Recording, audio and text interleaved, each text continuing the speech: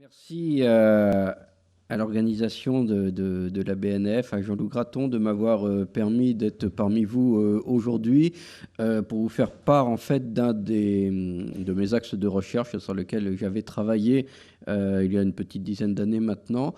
À l'origine, il se trouve que j'avais fait un DEA d'histoire politique à Sciences Po à Paris, tout en étant au mémorial à Caen, sur l'instauration de la Troisième République vue à partir des archives de la franc-maçonnerie.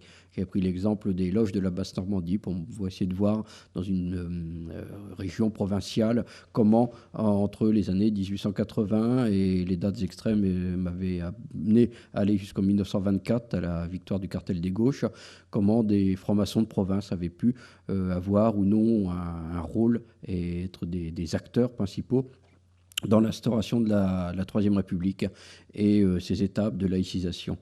Et au fil de mes recherches, j'avais donc pu trouver et tomber sur de nombreuses archives. En plus, le fait est que j'ai commencé mes recherches pour ce DEA au moment même où, à quelques mois d'intervalle, venait d'être restituée une grande partie des archives du fameux fonds russe, donc pillé par les Allemands pendant la guerre, puis par les Soviétiques à la libération 1945 et restitué seulement après la chute de l'URSS aux différentes obédiences maçonniques. Et donc j'avais pu ainsi bénéficier de cartons, qui étaient encore les cartons d'archives russes, avec des inventaires en russe pour ces archives, heureusement écrites en français, je vous rassure. Donc, puisque c'était celle qui initialement était celle des obédiences maçonniques.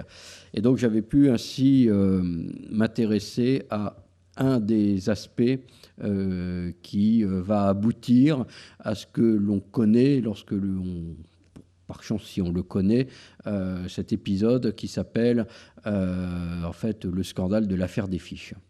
Alors une fois que j'ai dit ça, j'ai pas dit grand-chose, même s'il y a eu plusieurs ouvrages qui ont pu être faits, des articles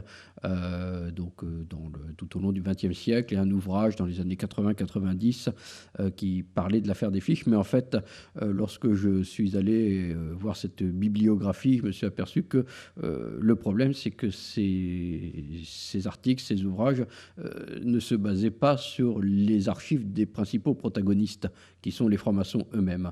Or, j'ai voulu creuser un petit peu plus le sujet, et donc c'est la raison pour laquelle j'avais fait donc le livre que vous voyez ici en 2008, Scandale au Grand Orient, donc avait été publié chez Larousse, qui là est consacré exclusivement à l'affaire des fiches, mais en croisant toutes les sources que j'avais pu trouver de tous les protagonistes. Donc j'avais pour ainsi essayer de faire comprendre comment on en est arrivé à ce scandale de l'affaire des fiches. Il fallait revenir un petit peu en amont et comprendre quelles étaient les forces en présence. Donc les forces en présence de l'époque, ce sont évidemment les francs-maçons, qui vont avoir un rôle très actif dans cette histoire-là. Vous l'avez vu avec le titre que j'ai voulu un petit peu provocateur de la conférence, les francs-maçons à l'assaut de l'armée. La victime, mais est-ce réellement la victime au sens où on l'entend aujourd'hui? Reprojetons-nous dans le contexte historique de l'époque, ce seront les militaires, l'armée.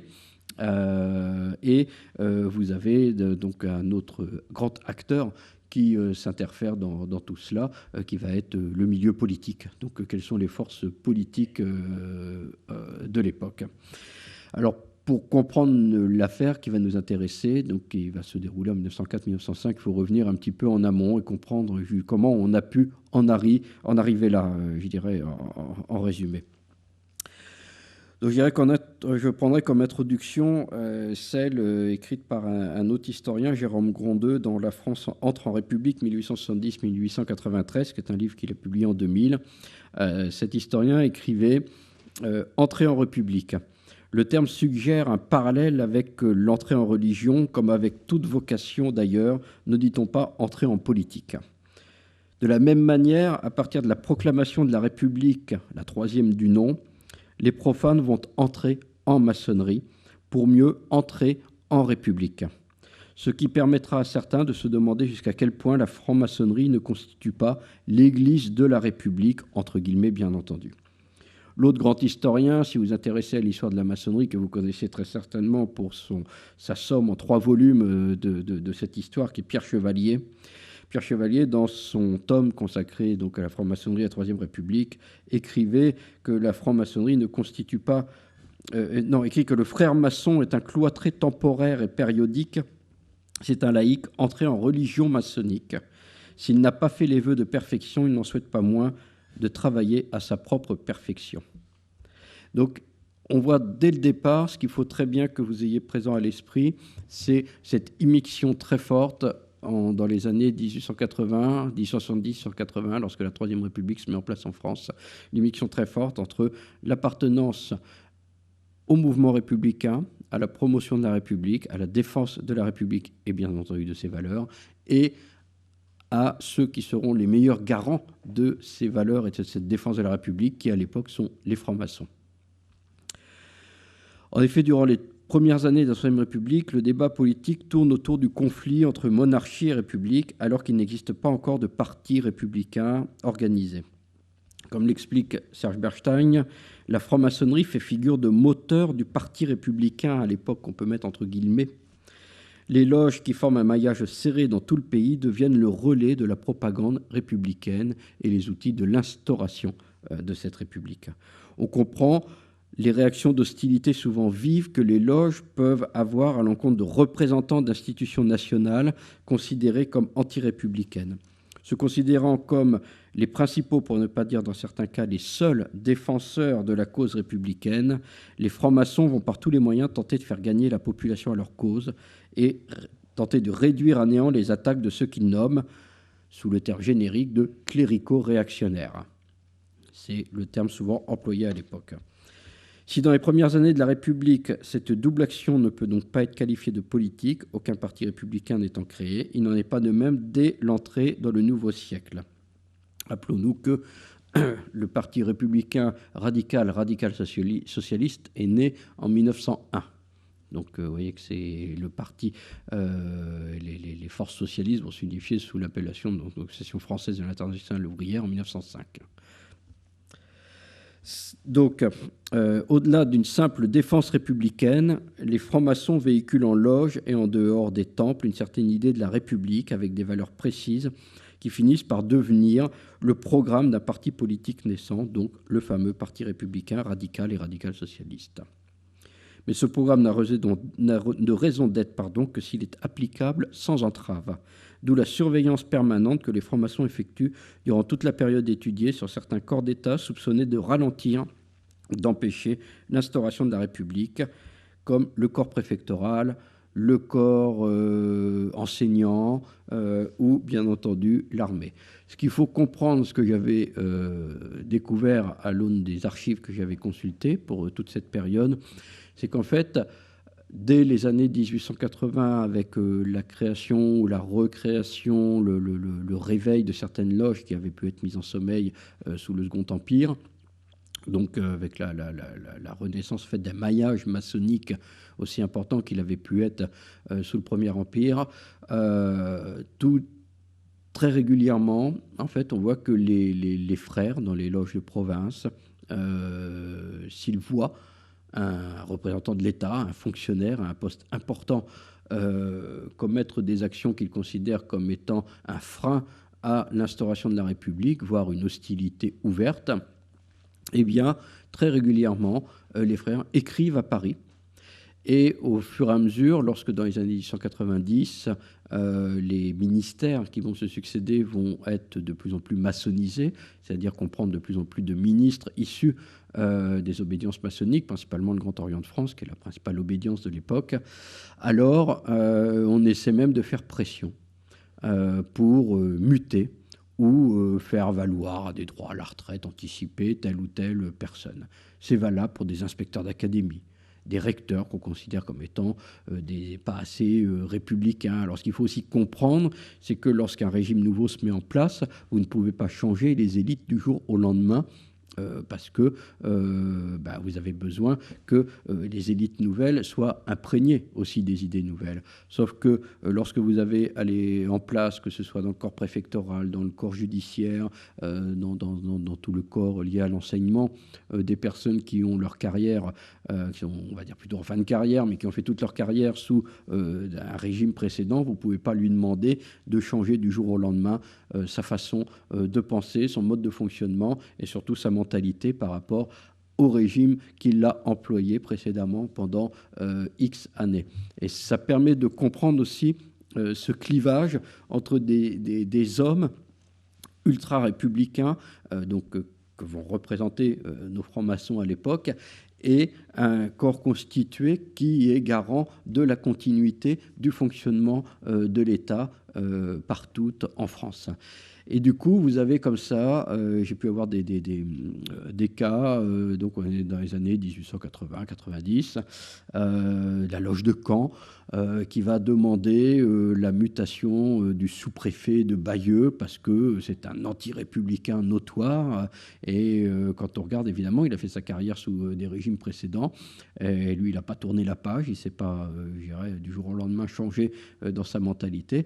Et on voit que si on regarde son parcours de préfet, en effet, comme par hasard, entre ce que j'ai retrouvé dans les archives maçonniques et sa nomination dans une autre ville, ça correspond au courrier échangé entre les loges et le siège de l'obédience, qui, comme par hasard, coïncide à une époque où le ministre de l'Intérieur est lui aussi un franc-maçon. Donc, vous voyez qu'il y a une immixtion complète qui fait que par moments, ça peut marcher. À d'autres moments, évidemment, vous pensez bien que tous les courriers qui remontent de toutes les loges de province à Paris ne peuvent pas aboutir, et donc on ne va pas passer son temps à muter les gens, donc peut-être essayer plutôt de leur faire pression pour qu'elles soient un peu plus dans le giron de l'esprit républicain qui se met en place donc, dans ces années-là en France. Alors vous rajoutez à cela une menace permanente, réelle ou supposée, que beaucoup de francs-maçons, comme beaucoup d'autres personnes dans l'opinion peuvent avoir à l'époque, qui est la menace d'un coup d'État militaire qui pourrait renverser le régime pour restaurer soit la monarchie, soit l'Empire. Donc, il ne faut pas oublier qu'à l'époque aussi, aujourd'hui, lorsque vous allez à une élection, vous avez, je dirais, la majorité des candidats républicains, de droite ou de gauche. À l'époque, lorsque vous allez à une élection, vous votez pour un candidat monarchiste. En fait, en l'occurrence, ce sont deux candidats monarchistes, un légitimiste et un orléaniste, un candidat bonapartiste et un ou deux candidats républicains. On ne parle pas évidemment encore de droite ou de gauche à l'époque. On est républicain ou on ne l'est pas. Et donc, tout cela fait qu'il y a en permanence, soit par le jeu électoral des élections, une menace pour la République, de voir une majorité, par exemple, que ce soit de députés, de sénateurs ou de maires qui soient soit monarchistes, bonapartistes, mais pas républicains. Et ce qui est le cas, vous avez beaucoup de députés qui ne sont pas des républicains dans ces assemblées de ces années-là. Et vous avez aussi le danger, donc toujours d'un coup d'État. Et le danger va s'accroître avec l'image. Donc, alors les historiens sont encore divisés sur est-elle réelle ou supposée, d'une des grandes figures qui est le général Boulanger, qui va, alors pour résumer, on le surnommait à l'époque à la tête du parti des mécontents. C'est-à-dire qu'en fait, il va fédérer derrière son nom tous les mécontents à la fois républicains, mais aussi anti-républicains, qu'on pourrait regrouper de l'extrême gauche à l'extrême droite si on prenait un échiquier politique contemporain. Et donc, qui dit un général qui fédère les mécontents, dit que ce général peut avoir des appuis au sein même de l'armée. Et, dernier élément, et vous allez voir comment on va aboutir à notre affaire, que je vais vous expliquer plus en détail. Il ne faut pas oublier non plus qu'à l'époque, l'armée est une armée qui est composée dans ses officiers supérieurs majoritairement de monarchistes ou bonapartistes, mais très rarement de fervents républicains, à de très très rares exceptions, et on en verra une dans quelques instants. Si bien que, vous voyez, si je plante le décor, notre République nouvellement arrivée au pouvoir, on pense qu'elle peut être menacée à tout moment. Et la menace la plus importante et la plus dangereuse, évidemment, c'est ceux qui peuvent renverser le pouvoir, qui ont les armes, ce sont donc les militaires. Et vous avez bien compris que les francs-maçons sont passés par étapes pendant 20 ans, on va dire des années 1880 à 1900, à une habitude fréquente de surveillance, sachant que dans chaque ville importante, vous avez une loge maçonnique, et donc on a pris l'habitude de surveiller toutes les personnes qui constituent les corps constitués de cette ville. Je vous ai dit, de l'inspecteur d'académie, du recteur, du juge, du sous-préfet, du préfet, et bien entendu aussi, il ne faut pas oublier qu'à l'époque, l'armée a un maillage qui est aussi fortement présent sur l'ensemble du département, beaucoup plus que sur la fin de l'armée il y a quelques années avec le service militaire obligatoire, où dans chaque ville, vous aviez une garnison, souvent militaire, et donc avec une présence aussi militaire très, très forte sur l'ensemble du territoire national. Et donc, on va aussi se mettre, par habitude, à regarder un petit peu, quand on les connaît, qu'on les voit en ville ou à l'extérieur, hors des casernes, à surveiller les officiers qui sont stationnés dans votre ville. Donc, tout cela pour que vous compreniez bien qu'on est dans un état d'esprit qui, contrairement à ce qui souvent est présenté comme quand on présente le scandale de l'affaire des fiches comme étant en fait on va dire par souvent erreur d'interprétation, on considère que les francs-maçons sont des gens qui prônent la paix universelle lors de leurs discours depuis des siècles, enfin depuis qu'ils existent. Donc du coup, forcément, c'est des pacifistes donc si on est pacifiste, on est forcément anti-militaire. Non, vous comprenez bien que ça n'a rien à voir et que c'est beaucoup plus compliqué que cela. Il ne faut pas comprendre l'affaire des fiches comme étant quelque chose qui s'oppose aux militaires pour ce qu'ils sont, mais plutôt par rapport à un éventuel danger qui pourrait représenter pour la République. Et il ne faut pas oublier aussi qu'on est dans une époque où il y a un débat très, très fort au sein même de l'armée, mais aussi sur le plan politique, sur que doit-on faire de cette armée qui doit, de toute façon, à un moment donné, devenir une armée républicaine, donc avec de nouvelles valeurs et non plus avec les valeurs traditionnelles et passéistes, peut-être trop cléricales, telle qu'elle peut l'avoir au moment de l'affaire. Donc l'armée, il faut le comprendre, en deux corps constitués quasi parallèles, avec leur mode et leur fonctionnement qui ne sont pas toujours identiques et qui ont chacun d'ailleurs leur ministre. Donc vous avez l'armée de terre et la marine. Chacun a son ministre. Donc là, c'est le ministre de la guerre. On parle du ministre de la guerre à l'époque. On parle pas. Il faudra attendre longtemps avant qu'on parle d'un ministre de la Défense nationale. Et vous avez un ministre de la marine. Donc ce sont aussi deux choses qu'il faut bien comprendre.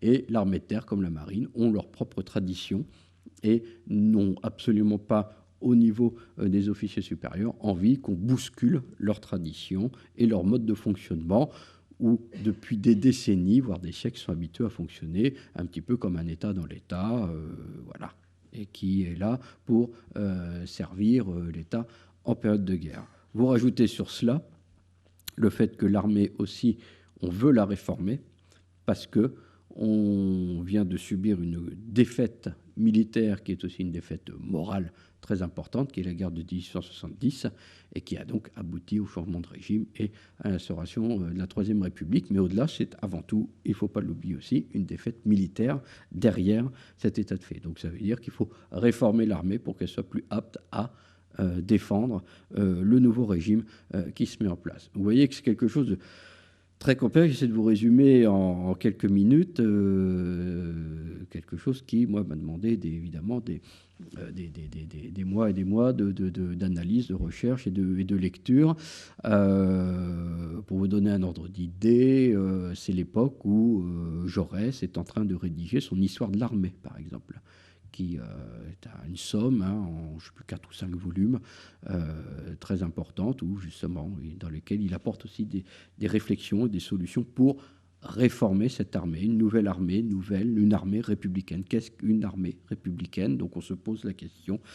Donc il y a des grands débats. Et les francs-maçons, donc aussi, ont leur propre opinion sur ce que doit être l'armée. Alors, face à tout cela, évidemment, la franc-maçonnerie participe énormément, vous le comprenez bien, par son côté républicain, à donc laïciser la France. Et quand on laïcise la France, ça veut dire qu'on s'oppose à la prégnance cléricale. Donc il faut comprendre que c'est de l'anticléricalisme et pas de l'antireligiosité que les francs-maçons pratiquent à l'époque, c'est-à-dire qu'ils sont contre la prégnance de la religion qui pourrait contrôler plusieurs aspects ou étapes de la vie politique française, et donc ce qui aboutira donc en 1905, donc ces étapes de laïcisation, donc à la séparation des églises et de l'État.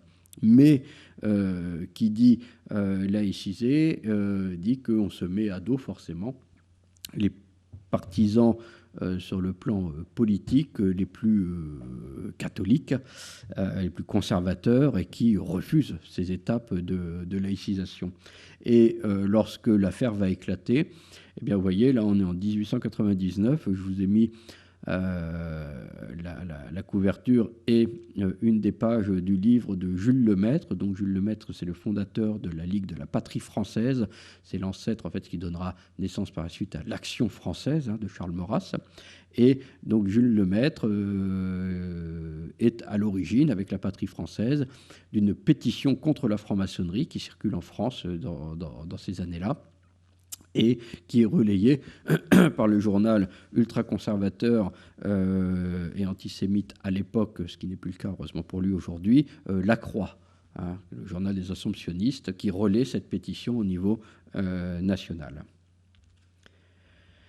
Alors, dans tout ce décor, vous allez avoir une personnalité qui est le général André, que vous voyez ici, et qui, lorsqu'il arrive, devient ministre en 1902, est quasiment l'un des rares membres du gouvernement non maçon. C'est un gouvernement sous Watt-Descrousseaux qui est maçonnisé à près de 80%, et lui n'est pas un ministre maçon, mais alors en revanche, vous ne pouvez pas faire plus ultra et bon républicain que le général André, qui a déjà publié de nombreux articles auparavant pour réformer l'armée, et entre autres des articles à caractère plus politique dans lesquels son républicanisme et là n'est plus à mettre en doute.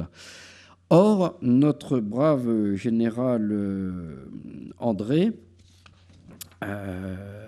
a eu pour habitude, dans sa carrière personnelle en tant que militaire, de se méfier des méchants républicains qui l'entouraient au sein de l'armée. Et donc, il a constitué un double fichier, à titre personnel, qu'il a baptisé Carthage et Corinthe. Alors, Carthage, sur lequel il marque les noms des officiers suspects, donc anti-républicains, et Corinthe, les fervents républicains, donc les bons à promouvoir et donc à sauver des horribles cléricaux réactionnaires qui les entourent au sein de l'armée. Et lorsqu'il arrive au pouvoir, eh bien, le ministre de la Guerre, André, se dit ce travail personnel que j'ai fait, il va falloir maintenant, puisque je suis au poste clé de ministre de la Guerre, l'étendre à l'ensemble du territoire.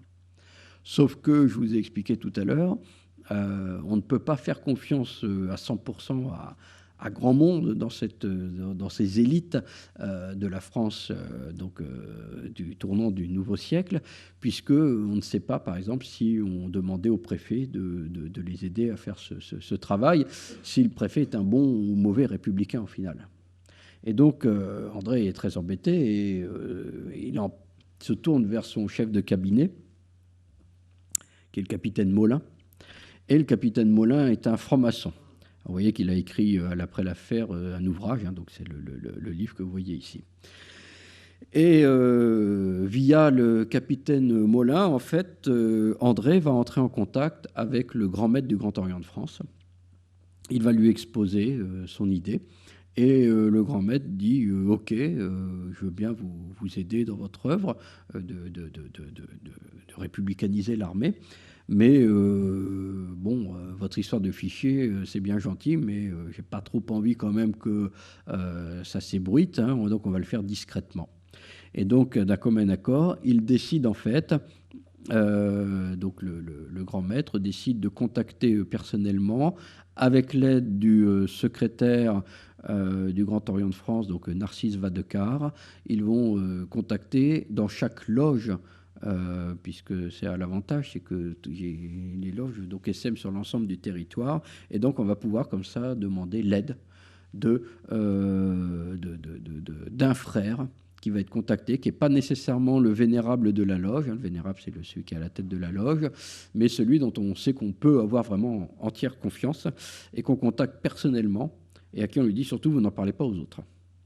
Et chacun de ses frères va ainsi, pendant des semaines, des mois, surveiller discrètement les officiers de la ville où la loge siège. Et il va ainsi rédiger un rapport, faire une fiche, hein, une fameuse fiche, sur le taux de républicanisme des membres de la garnison, donc de la ville où il réside. Et bon, tout cela se passe bien. Vous avez, par exemple, j'ai retrouvé le vénérable de la loge de Caen en 1903, février 1903, après qu'il ait été contacté, qui commence ainsi une lettre. Vous m'avez demandé de vous prévenir lorsque des faits d'action réactionnaires viendraient à se produire, etc., etc. Donc voilà ce que je vous signale. Mais vous le comprenez bien, on est dans la même logique mentale pour ces gens-là que ce qu'ils faisaient antérieurement par rapport à un inspecteur d'académie qu'ils avaient déjà remarqué donc, comme étant un mauvais républicain ou un préfet ou un sous-préfet, etc., etc. Donc ça ne choque pas. On continue.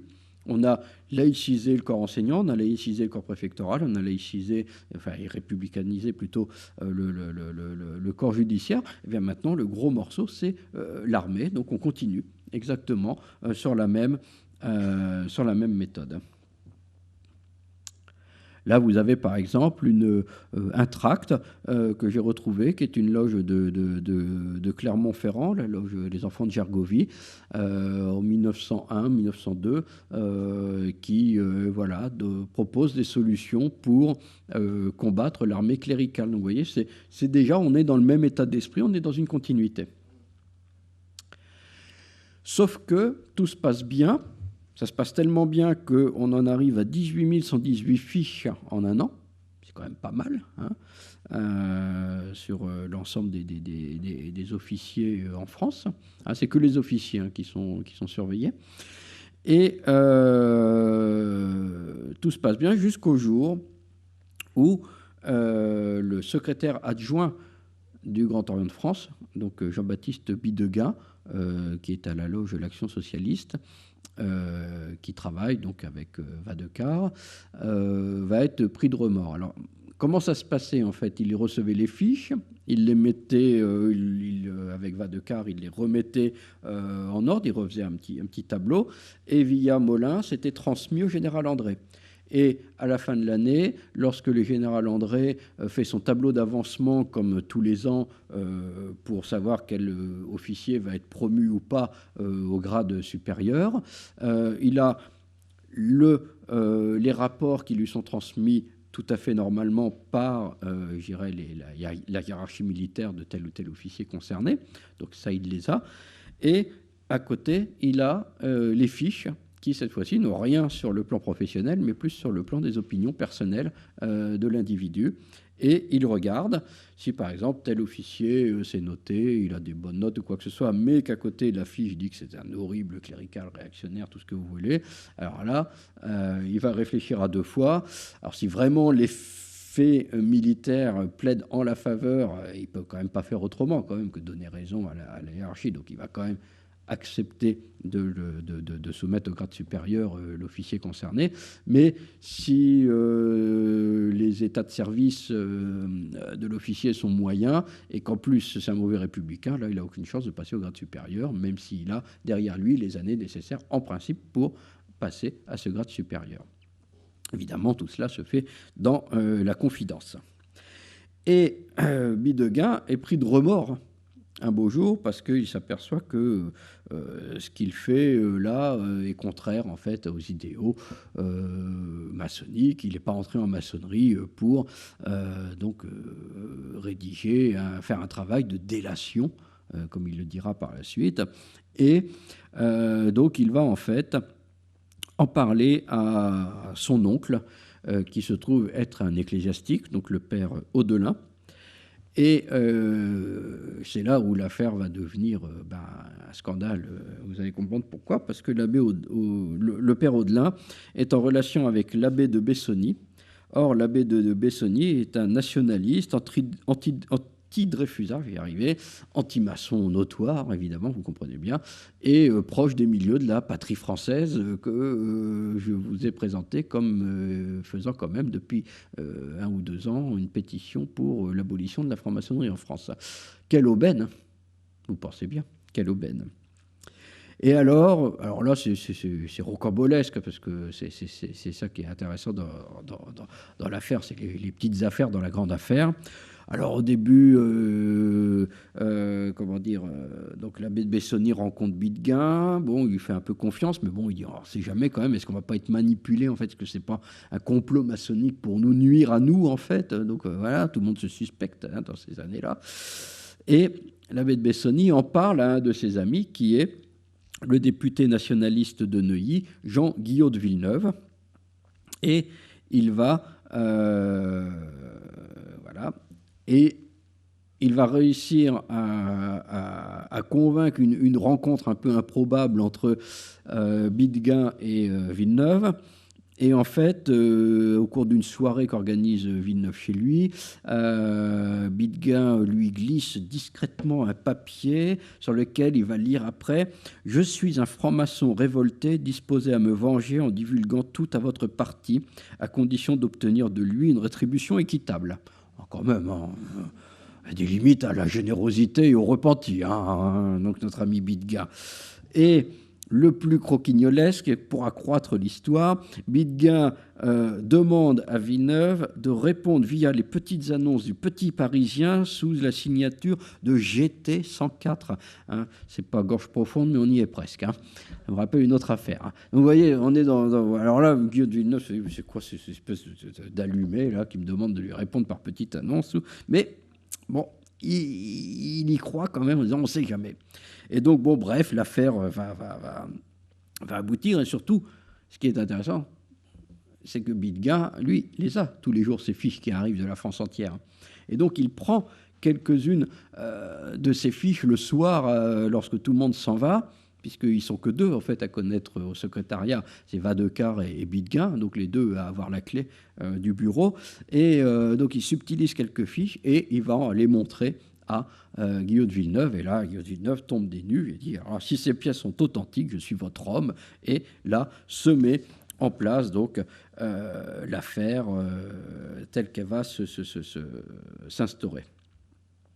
Alors, vous avez un livre qui va être publié donc après l'affaire qui s'appelle « Le dossier de Guillot de Villeneuve », dans lequel on voit quelques-unes, par exemple, des fiches.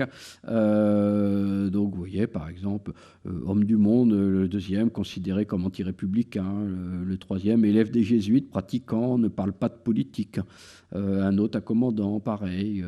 Ambitieux, a reçu une éducation cléricale, conviction politique cléricale, etc. etc. Alors, il y a tout dans les fiches. Vous avez donc... ils sont baptisés, alors un coup, cléricanaille, clérical réactionnaire, jésuite en robe courte, calotin pur sang, pas mal celui-là, tel officier va à la messe assidûment, ou a été vu suivant le dé le jour de la fête Dieu. C'est horrible comme crime, ça. Un autre, si on ne réussit pas à avoir des infos sur lui directement, on s'en prend à sa femme ou à ses enfants. Il a 2 filles qui vont au couvent Notre-Dame. Sa femme prend les ordres du curé, etc. etc. Vous voyez le niveau quand même d'anticléricalisme primaire dans lequel on est. Mais voilà, ça constitue un dossier. Vous voyez, il y en a le livre, il fait plus de 150 pages et vous avez tout cela dedans. Donc, bon. Alors, à côté de ça, vous en avez un sur la première colonne en bas, 104e régiment, vous voyez, d'Estenave, lieutenant-colonel, républicain, arriviste. On ne peut compter sur lui. Alors lui, pourtant, c'est con, il était républicain pourtant. Bon, mais bon. Vous voyez, c'est quand même assez intéressant parce qu'on voit que tout le monde en prend pour son grade, sans jeu de mots, hein, pour des militaires. Bon. Et donc, l'affaire va monter en puissance et c'est Guillaume de Villeneuve va en parler à son collègue, le député Gabriel Siffton, qui est aussi un député nationaliste, et secrètement, ils mettent en place sa stratégie. Donc leur stratégie, c'est une première vague, c'est de faire diffuser l'affaire via la presse. Donc ça va être principalement Le Matin, Le Figaro, mais aussi quelques journaux comme Le Gaulois ou d'autres journaux de presse nationalistes à qui on a distribué quelques fiches. Alors, pour bien faire, pour vous montrer à quel point les rédacteurs, donc les francs-maçons, sont sûrs de leur honnêteté intellectuelle et de leur bon droit, certains ont signé de leur nom les fiches. C'est-à-dire qu'on a aussi les noms. Vous imaginez l'aubaine pour, évidemment, les anti-maçons. Et donc, vous avez une première vague qui, entre le 18 septembre et le 2 octobre 1904, est diffusée dans la presse. Et en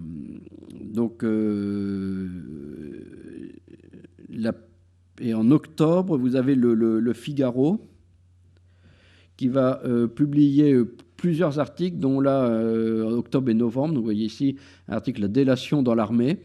Vous avez 6 pages entières consacrées à l'affaire, avec reconstitution de retranscription des fiches, ou, ce qui est encore mieux, c'est-à-dire que comme ils ont subtilisé les fiches la nuit, enfin, Bidegain qui a fait ça, puis il les ramenait le matin, évidemment, discrètement, et pour avoir vraiment des preuves, elles ont été photographiées. Donc les fiches sont publiées sous vraiment preuve authentique par une photo. Donc on a fait, c'est le meilleur procédé qu'on puisse avoir. Donc le Figaro, donc la délation dans l'armée, le sous-titre c'est une nouvelle mafia, hein, vous voyez le genre. Et surtout, alors là c'est intéressant parce que Molin explique, donc c'est sa parole, vous allez comprendre pourquoi, pour la question des fiches, oui, je ne vous dévoile pas tout de suite, pourquoi c'est difficile d'avoir la vraie version. Vous voyez ici, Molin, dans son livre, dit que voilà, les fiches publiées par le Figaro, vous avez la colonne de gauche, et en fait, lui, la vraie fiche qu'il avait reçue. Donc si on prend, je vous ai mis un exemple, à gauche, on voit catholique, non pratiquant, réactionnaire, et à droite, on voit qu'il manque la suite, qui serait « mais accessible aux idées libérales, fait ce qu'il peut pour ces hommes qui l'aiment beaucoup ». Donc vous voyez que apparemment, il y aurait eu évidemment, pour accentuer et aggraver l'effet, tricherie sur la façon dont les fiches ont été publiées. Vous voyez, pour celui d'après, c'est pareil. Et vous voyez, là, je vous en ai mis plusieurs exemples.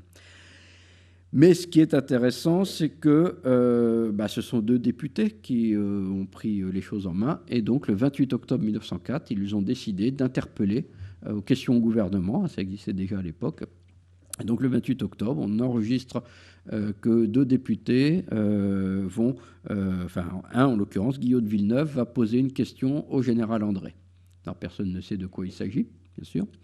Et à 17h, Guillaume de Villeneuve monte à la tribune, porte-document sous le bras, et il va, pendant 3 heures, interpeller le ministre de la Guerre.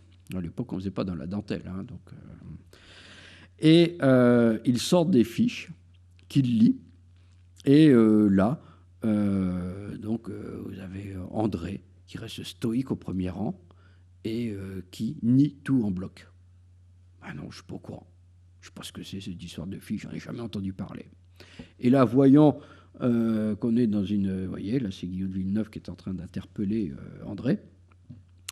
Et le président de la Chambre des députés, c'est Henri Brisson, franc-maçon, qui comprend qu'il se passe quelque chose de grave et ne pouvant faire autre chose que le signe de détresse. C'est la célèbre séance où il fait le signe de détresse discrètement pour appeler à lui tous les francs-maçons, députés, toutes opinions politiques confondues dans l'Assemblée pour dire au secours, il se passe vraiment quelque chose de grave, apparemment, il a vraiment des preuves. Et André nie. Alors, du coup, André, voyant ça, convoque notre brave capitaine Molin, à qui il réclame le soir même la démission, c'est-à-dire qu'il fait porter le chapeau à 100% à Molin, qui est le seul coupable dans l'affaire. Molin n'a pas d'autre choix que de démissionner, donc c'est pour ça que son livre, il faut l'interpréter aussi en faisant attention, parce que c'est écrit dans quasiment un an après les faits, donc avec l'aigreur de quelqu'un qui a été porté comme principale victime. Et surtout, Molin récupère toutes les fiches qui sont encore entreposées au Grand Orient, et il les brûle au domicile du général André. C'est pour ça que je vous dis que c'est difficile après d'en savoir plus, parce qu'on n'a que les ricochets qui ont été publiés dans la presse, mais on n'a plus la trace des fiches originales. Et donc, ils font ça discrètement chez André, tellement discrètement, il y a tellement de fiches, que du coup, André fout le feu à sa cheminée, et les pompiers arrivent. Bon, ils ne savent pas ce qui est en train de brûler, mais enfin, dans le genre discret, on fait mieux. Et donc, du coup, voyant que ça n'a pas porté ses fruits, le 4 novembre, deuxième interpellation du général André par Guillaume de Villeneuve, qui remet ça une deuxième fois. Entre deux, vous avez eu d'autres fiches encore plus accablantes avec des noms, cette fois-ci publiés dans la presse. Et le 4 novembre, donc, vous avez la deuxième interpellation. On ne sait toujours pas qui est le traître au Grand Orient. L'indice qui va porter ses fruits très rapidement, c'est que le 1er novembre, pour échapper à l'arrestation, parce qu'entre deux, évidemment, Vadecar a porté plainte pour vol, le vol des documents, bien sûr, et donc pour le protéger, et puis avec une petite somme d'argent, donc Bidegain et sa femme partent pour Irún, en Espagne, le 1er novembre, comme par hasard. Bon. Et le 4 novembre, rebelote à la Chambre des députés. C'est pas celle-là. Voilà. Et donc là, vous avez Émile Combes en personne, donc le président du Conseil, qu'entre deux, donc il y a eu, je ne sais pas dire en 1903, donc c'est Émile Combes qui arrive au pouvoir, 1904, pardon, et qui reconduit donc André dans ses fonctions. Donc André était ministre de la Guerre sous Valdez-Crousseau et Émile Combes. Et donc le petit père Combes, donc, qui est le président du Conseil, se penche pendant la seconde interpellation vers André et lui dit mais mon cher ministre, vous étiez au courant? Et André, mais non, je vous assure que non. Et là, ce Combes, il ne peut pas me mentir, c'est pas possible quand même. Donc si, il peut. Et donc voyant que André, prenant la parole au banc des ministres pour nier une nouvelle fois, Guillaume de Villeneuve est atterré, il ne sait plus ce qu'il faut faire. Et tranquillement, vous avez Siveton qui quitte son siège, qui descend la travée, qui se plante devant André et qui lui assène une paire de gifles mémorables. C'est pas moi qui le dis, c'est le député Georges Grosjean, témoin direct de la scène, qui déclare à la presse « Oh, les belles gifles, jamais je n'en avais vu de pareilles. » Vous voyez, ça veut être quelque chose. Et il lui donne une paire de gifles, et là, excédé. Donc du coup, tumulte, vous imaginez, en pleine séance de l'Assemblée, donc tout le monde se jette sur tout le monde, les députés nationalistes essaient de projeter Siveton, enfin bon, on savait rire à l'époque en politique, mieux que maintenant, je trouve. Moi, c'était animé. Donc Siveton est emmené dans ce qu'on appelle le petit cabinet. En fait, c'est la prison de l'Assemblée. Et puis après, on le chasse. Alors je vous la fais courte parce que l'heure tourne. En fait, la question va être après, il y a eu des débats, doit-on lever l'immunité parlementaire? Parce qu'évidemment, André demande réparation. Et donc,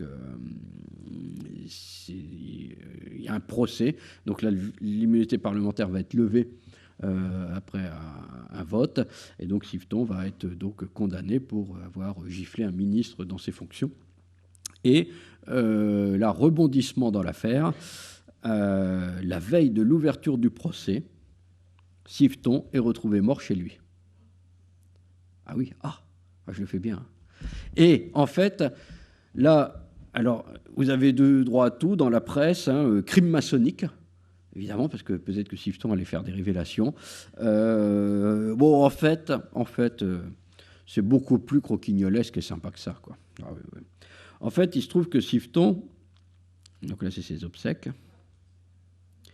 Siveton s'était remarié avec la dame que vous voyez à gauche.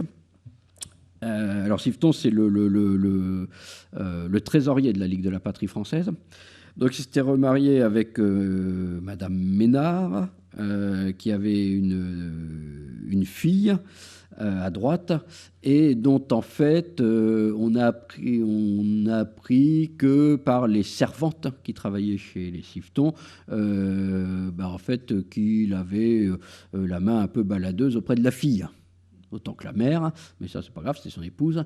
Et donc le gendre, puisqu'elle était sur le point de se marier, la fille, avait appris ça, était prêt de révéler tout cela à la presse.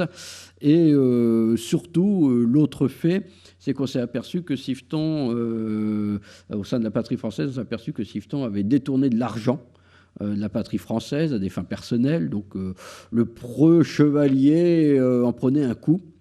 Et il semblerait en fait qu'il se soit tout simplement suicidé parce qu'il savait qu'il avait, tout perdu, quoi, à la fois sur le plan moral, des mœurs, et puis sur le plan de politique, sa carrière était fichue, et donc il s'est suicidé. Et donc le procès n'aura pas lieu. Alors pour vous faire sourire, les journalistes évidemment vont aller s'empresser de faire parler, parce que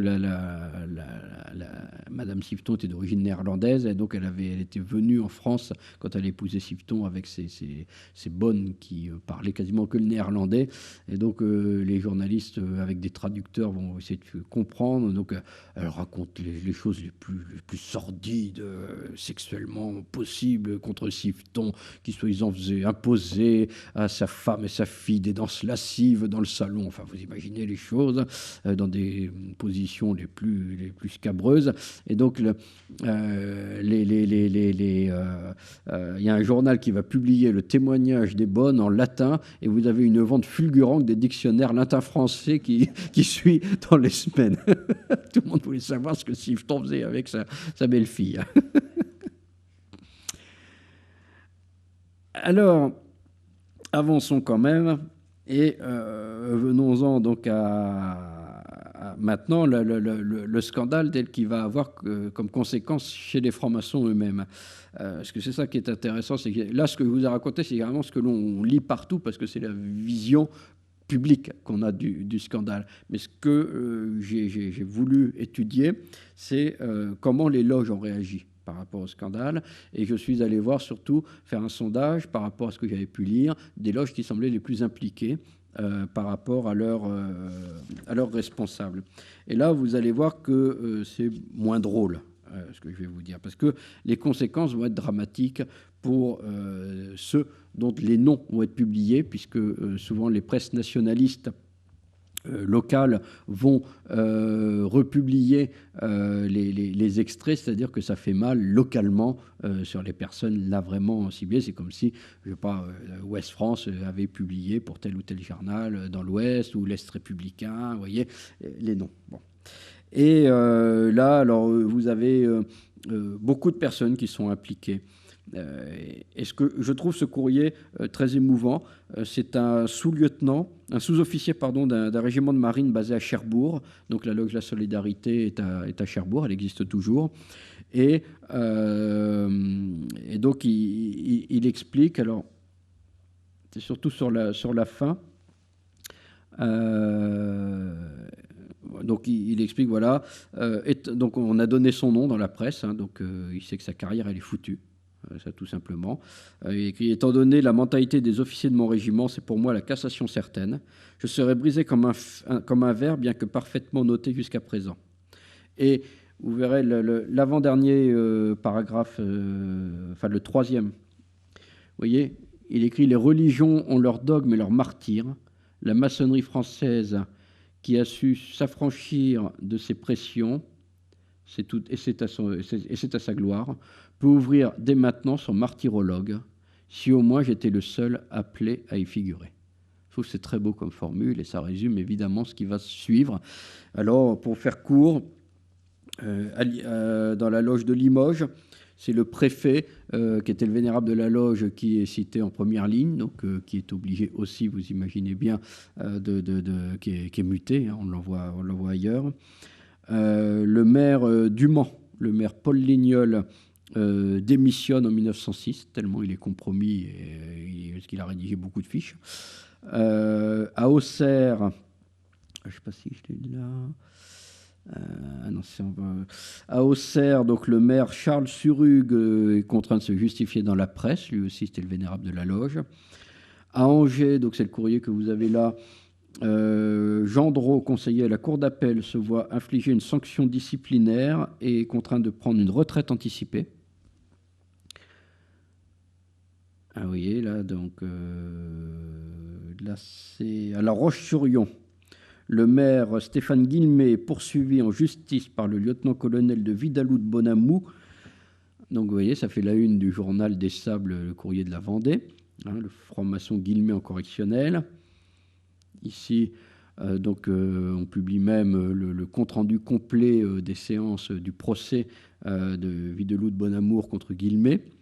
Et donc, en fait, il est débouté, Guillemé, donc l'affaire s'arrête là. Il s'en sort pas trop mal.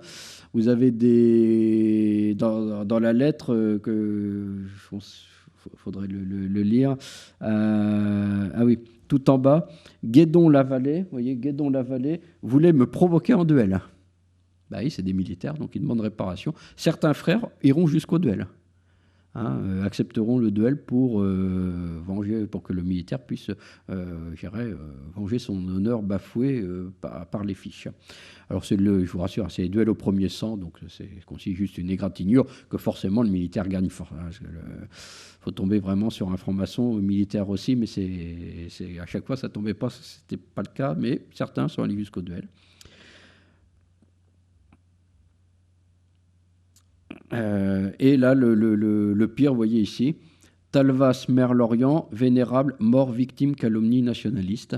Donc là, c'est le maire de Lorient qui s'est suicidé, tellement il était compromis dans l'affaire, donc qui était le vénérable de la loge et rédacteur des fiches. À Marseille, l'avocat Armand Bédaride est radié du barreau de Marseille. Si vous allez à Marseille, la rue Bédaride, c'est aujourd'hui la rue dans laquelle se trouve le temple maçonnique, enfin les temples maçonniques de Marseille. Hein, parce que Bédaride est une grande figure de la maçonnerie au XXe siècle. Hein, c'est pas le Bédaride des rites égyptiens, hein, confondez pas. Donc vous voyez. Alors tout ça, c'est les documents que j'ai retrouvés évidemment dans les archives que j'avais pu consulter à l'époque. Face à cela, vous avez évidemment les nationalistes qui continuent leur campagne. Là, vous avez la célèbre écrivaine Gyp, qui était très proche des milieux nationalistes, qui écrit un livre qui s'appelle Le journal d'un casserolé, où en fait, elle fait... donc, on va appeler les casserolés les victimes de l'affaire, hein, ceux qui sont victimes des casseroles, en fait, voilà. Et vous avez ce jeu de loi que vous avez d'ailleurs dans l'expo, hein, c'est le tableau que vous avez dans l'expo là en ce moment, le jeu de la casserole qui est fait donc par les mouvements nationalistes. Après, évidemment, l'affaire, donc pour se moquer, vous reconnaissez au milieu Émile Combes, et je sais que sur une des fiches, je ne sais plus lequel, à un endroit, il y a le général André, justement, qui est représenté. Alors, vous avez vu que tout cela a fait quand même un remue général. Donc, pour calmer... Donc, ainsi, quand même, ça va aboutir politiquement le 15 janvier 1905. Donc, le général André a été obligé de démissionner, puisque, évidemment, à un moment donné, il ne pouvait plus mentir. Donc, il a reconnu quand même. Donc, il était obligé de démissionner. Et surtout, le 15 janvier 1905, c'est le gouvernement entier qui tombe. Donc, Combes, président du Conseil, qui est obligé de démissionner parce que voilà, c'était pas logique, il n'était pas au courant de ce scandale et qu'il est couvert indirectement. Donc le fichage, et donc c'est la raison pour laquelle Combes, qui pourtant est associé à la loi de séparation des Églises et de l'État, ne sera pas celui qui pourra l'appliquer en tant que président du Conseil, puisqu'il a été obligé de démissionner quelques mois auparavant à cause de l'affaire. Donc, c'est son successeur, Maurice Rouvier, qui va devoir donc trouver un compromis avec les ligues nationalistes, qui, par chance, par les turpitudes de Siveton et surtout sa malhonnêteté financière en tant que trésorier de la patrie française, ça a affaibli aussi et essoufflé le mouvement nationaliste à ce moment-là. Et du coup, il va y avoir des négociations via Guillaume de Villeneuve, qui sert d'intermédiaire. Et le 27 janvier, donc, Guillaume annonce la publication des fiches, ce sera ce soir. En contrepartie, il dépose à l'Assemblée nationale un projet de loi visant à constituer une commission militaire chargée d'examiner les réparations dues aux officiers victimes des fiches. Proposition rejetée par le nouveau ministre de la Guerre, Maurice Berthaud, qui procédera en réalité à peu de réparations dans le tableau d'avancement des officiers. Malgré un débat houleux et contradictoire sur les bancs de l'Assemblée de juillet à octobre, une loi est finalement adoptée par laquelle les délateurs, comme on les appelait, sont amnistiés eux aussi. En contrepartie, pour faire bonne figure à l'opposition, l'amnistie inclut aussi Déroulède et ses complices qui avaient été condamnés à l'exil par la Haute Cour suite à leur tentative de coup d'État en 1899. Donc vous voyez que tout le monde y récupère politiquement quelque chose, et du coup, politiquement, l'affaire stagne. Alors, pour terminer, que dire que l'affaire va faire aussi des remous au sein des loges. J'ai trouvé énormément de débats très intéressants au sein des loges, parce qu'en fait, les loges découvrent l'affaire, puisque je vous ai dit tout à l'heure en introduction que seul un frère était missionné pour faire ce fichage. Alors, règlement de compte, des fois, on dit donc, bonjour la confiance, tu aurais pu quand même nous le dire. Alors, souvent, en fait, ça se termine par non pas la fin justifie les moyens, mais la finalité, certes, ok, on peut le comprendre, mais les moyens, plus jamais ça. Donc c'est ce qui remonte des loges qui disent ok pour les fiches, bon ça y est, le mal est fait. Après tout, fallait le faire, puisqu'il fallait républicaniser l'armée.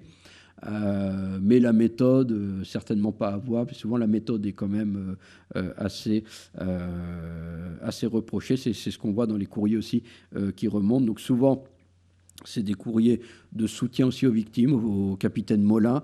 Vous avez souvent des collectes qui sont faits aussi pour les victimes des fiches à qui ont donc les francs-maçons qui, je vous ai dit tout à l'heure, certains ont pu être professionnellement suspendus, radiés ou ont dû changer de ville ou autre, tellement ils étaient compromis. Et donc là, les frères souvent se font des collectes pour les aider financièrement à passer cette mauvaise passe. Au niveau du convent du Grand Orient, donc le grand maître de l'époque, Louis Laffère, va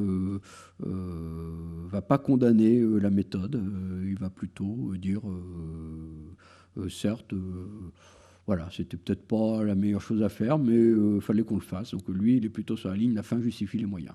Donc c'est assez étonnant d'ailleurs, alors que la base était plutôt partagée.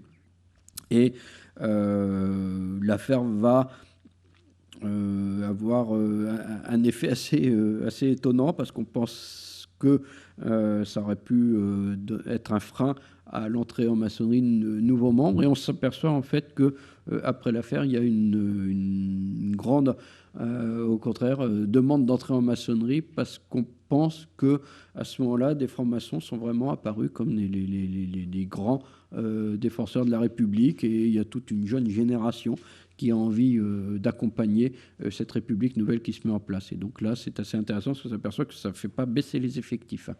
Alors ça ne les booste pas, hein, c'est pas un baby-boom d'entrée en maçonnerie, hein, n'exagérons pas, mais il n'y a pas de chute, en tout cas, ce qui est assez intéressant. Sur le plan militaire, alors ça va évidemment, ceux qui étaient les plus compromis, là c'est eux qui cette fois-ci vont voir leur avancement compromis aussi. Après, vous savez qu'il y a une thèse qui a été entretenue, mais que les historiens ne sont pas d'accord pour expliquer. Certains, et c'est le cas par exemple François Vindé qui a écrit son livre sur l'affaire des fiches, mais qui est un livre plutôt anti-maçonnique. De mémoire, François Vindé est un descendant de Guillaume de Villeneuve. Ceci explique cela aussi.